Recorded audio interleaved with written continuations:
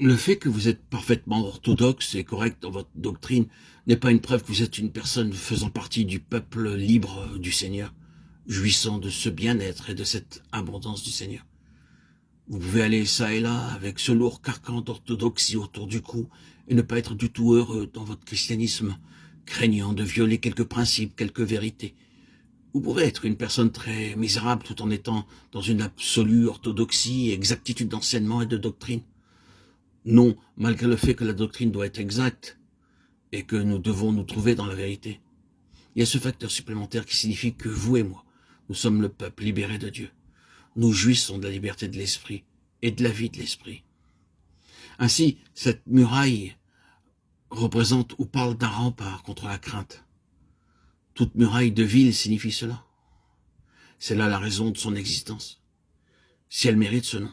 Et remarquez qu'en ces temps-là, ils avaient l'habitude de bâtir très correctement et très méticuleusement des murailles. Ce n'étaient pas des choses construites en matériaux de moindre qualité qui basculeraient, quoi qu'en pût dire Tobia. Si un renard s'élance, il renversera leur muraille de pierre. Néhémie 4:3. Que tous les renards de la création s'élancent contre cette muraille et ils ne la traverseront pas. Les murailles sont destinées à être des remparts contre la crainte. Vous vous trouvez à l'intérieur de cette muraille et vous êtes en sécurité. Vous êtes affranchi de la crainte, débarrassé de la sensation d'être emmené en captivité. C'est là la signification de la muraille. Or, le témoignage que le Seigneur voudra avoir devrait être de ce genre-là. C'est-à-dire que le peuple du Seigneur sache qu'il se trouve dans un lieu absolument sûr et certain. Il a besoin de ne ressentir absolument aucune crainte, toute crainte étant anéantie.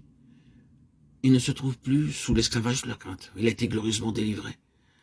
Pour employer encore les termes de la lettre aux Galates, ce sont des fils. Ce ne sont plus des esclaves. Ils sont maintenant approchés d'un père. Ils ne sont pas simplement des élèves, car l'apôtre, comme vous le savez, dit que la loi était notre précepteur. Galates 3:24. Mais nous ne sommes plus sous la tutelle du précepteur. Nous sommes des fils, non pas des élèves. Nous sommes des fils, non pas des prisonniers. En tant que fils, nous sommes libres.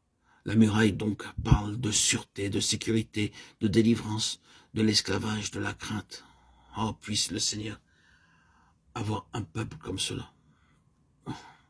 Quel est donc votre témoignage? Le témoignage du Seigneur est véritablement comme cela. Et quel est le vôtre?